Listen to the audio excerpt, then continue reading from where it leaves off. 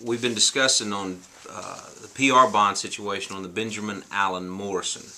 The PR bond situation on a case where there's serious allegations is not very common. If someone's arrested on allegations such as continuing sexual abuse or any type of sexual contact, it's very rare that they receive a PR bond.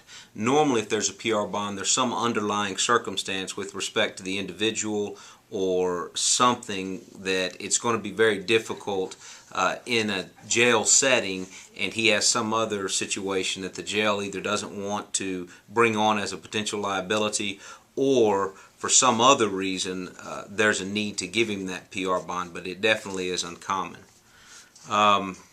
There has been discussion about, and Mr. Morrison, my understanding, he was indicted, and then there's now surety bonds per count. The other issue that's come up is whether or not electronic monitoring, is that available? I've heard of technology that we use when an individual is on probation. Never, to my knowledge, has it been used on an individual that is on bond here locally. It can be. There's different types of monitoring that are available. My understanding is the technology is better and better, and eventually it will be to the point that we can track individuals who are on bond for these type of serious nature of allegations. As of now, we don't here in McLennan County do that.